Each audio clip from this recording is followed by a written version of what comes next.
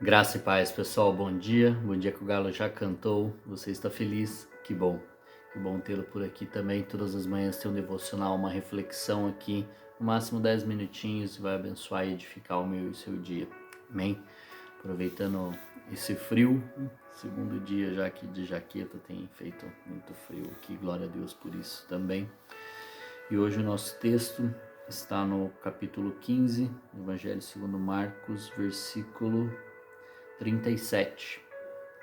Lembrando que faço devocional aqui seguindo o texto todos os dias para nada ficar de fora.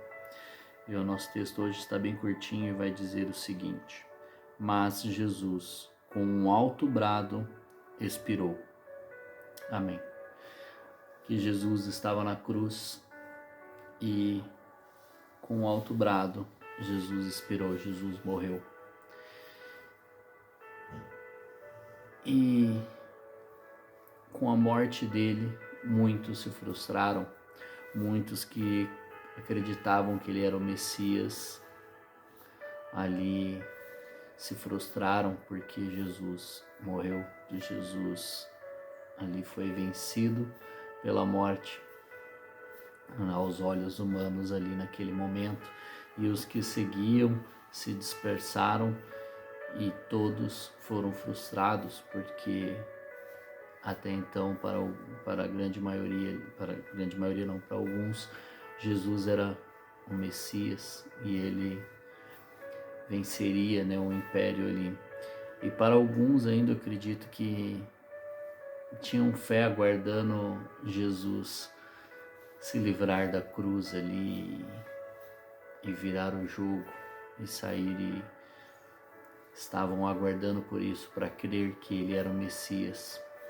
Mas o que me chama a atenção e o que me traz a pensar aqui e quando Jesus nos frustra, assim como esses ficaram frustrados, quando nós desejamos algo, quando nós acreditamos que Ele vai fazer algo em nossa vida, que Ele vai mudar algo em nós ou para nós conforme a nossa vontade, isso não acontece, ou quando nós desejamos muito uma cura ou desejamos algo e não acontece, Ele não faz da maneira que nós queremos, como nós ficamos?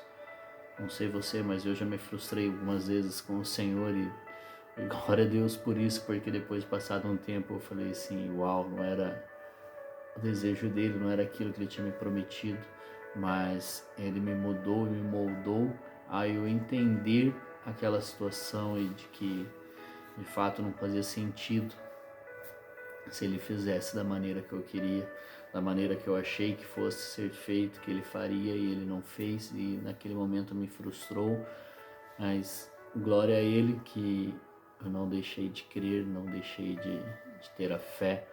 Então, quando algo dá errado nos nossos planos, acreditando que é o Senhor, pode ter certeza que não era o que Ele disse, era o nosso coração, as nossas vontades, os nossos desejos e anseios por algo que Ele não nos prometeu, que Ele não nos, ou não disse que faria, e nós achamos que era, ou nós cremos em alguém que falou e não foi Ele. Então, por isso que nós temos que buscar o discernimento, um espírito de discernimento, o dom de discernimento para entender e compreender quando é Ele falando, quando é a voz do nosso coração, da nossa mente, ou quando é alguma pessoa emocionada nos entregando algo dela mesma, ou alguma coisa que talvez ela não tenha entendido. E nós temos que buscar esse discernimento também e cuidado com as palavras, para aquelas palavras que nós vamos entregar para outra pessoa, para que sejamos claros na mensagem que o Senhor está nos entregando, nos dando, para que a gente não venha trazer anseios no coração da pessoa equivocados. Então, nós temos que buscar a intimidade com Ele, nós temos que buscar o dom de discernimento da palavra e de tudo, para que nós não nos frustremos quando o Senhor não faz aquilo que nós achamos que Ele vai fazer. Porque muitas vezes a frustração nos distancia do Senhor. Por exemplo, nessas vezes que eu estava acreditando que Ele iria fazer algo que Ele inclusive não me prometeu, mas eu cria que Ele ia fazer e Ele não fez, jejuei, orei, pedi tanto por tal coisa e ele não fez. Ou seja, eu me frustrei. Se eu ficasse abraçado nessa frustração, agarrado a essa frustração, com raivinha de Deus por isso, eu não conseguiria viver tantas outras coisas com Ele. E se Ele fizesse todas as coisas que eu desejasse, Ele não seria meu Senhor e sim o meu servo. E a ordem não é essa, a ordem é que eu sou o servo dele e ele é o meu Senhor, então eu tenho que fazer conforme a vontade dele, não conforme a minha vontade, os meus desejos, os meus anseios, porque eu não entendo aquilo que ele está fazendo a longo prazo, ao macro, né? Então, analisando a minha vida que eu já vivi até hoje, olhando daqui de cima, vendo tudo que eu já vivi, fica mais fácil entender e compreender o que o Senhor fez. Então nós temos que olhar para isso, aprender com isso e crer que o melhor é a vontade dele, porque a própria palavra diz que a vontade dele é boa, perfeita e agradável. Se nós cremos nisso, nós temos que viver acreditando que é a vontade boa, perfeita e agradável, seguindo tudo aquilo que ele tem para cada um de nós, para podermos nos deleitar nele e crer que ele é Senhor e soberano em tudo que ele faz. Então, nós não podemos nos frustrar com ele, não podemos cair nessa armadilha de nos frustrar por algo, por uma expectativa que foi gerada em nosso coração por nós mesmos. Se nós gerarmos as expectativas equivocadas, haverá frustração, e isso não é só com Jesus, é para tudo na nossa vida. Se nós geramos uma expectativa que não foi prometida, que não foi dada de acordo ou gerada em acordo, em comum acordo, nós geramos uma expectativa que não é realista, vai haver frustração, e aí nós temos que ter o cuidado de como lidar com essa frustração.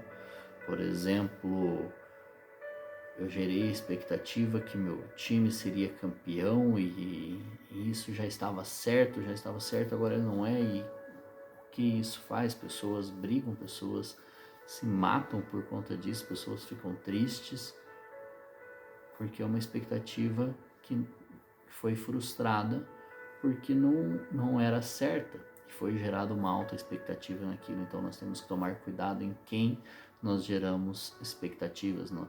Eu gero expectativa que Jesus voltará e ele vai voltar, porque isso ele prometeu.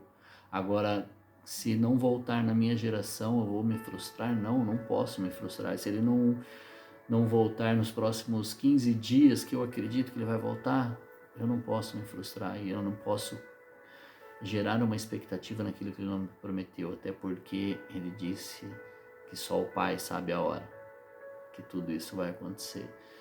Então, nós temos que ter a expectativa de que ele voltará, mas não uma expectativa de uma data. Então, nós temos algo para crer. Então, nós temos que gerar expectativa naquilo que ele nos prometeu, naquilo que ele confirmou que vai fazer, mas não no tempo, na hora ou em como fazer. E o que nós podemos fazer para que isso se cumpra é cumprir tudo aquilo que ele nos designou, a grande comissão, e de pregar o Evangelho a toda criatura, formar discípulos de todas as nações, batizando-os no nome do Pai, do Filho e do Espírito Santo, Mateus 28, é a grande comissão. E outras duas coisas que ele nos deixou muito importante: amar a Deus acima de todas as coisas, aliás, as mais importantes, e amar o próximo como a si mesmo, ou como Jesus os amou. Então nós temos essas três coisas para fazer. Então ele gerou a expectativa de que nós vamos fazer isso. Então, é essas expectativas que nós temos que ter em nosso coração, nas promessas que ele deu, que ele nos entregou. Então, por exemplo, ele também diz que no mundo tereis aflições, mas tem de bom ânimo, ele venceu o mundo. Então, nós teremos aflições, então nós não podemos ficar frustrados quando nós passarmos pelas provações, porque ele não prometeu que nós não teríamos aflições ou provações, muito pelo contrário, ele afirmou que teríamos. Então nós temos que ter bom ânimo, e se está acontecendo é porque estamos no caminho que o Senhor nos concedeu. Amém? Então, tempo estourado. Que Deus te abençoe. Um forte abraço, um grande beijo no seu coração e até a segunda. Não crie expectativas naquilo que não foi prometido. Que Deus te abençoe.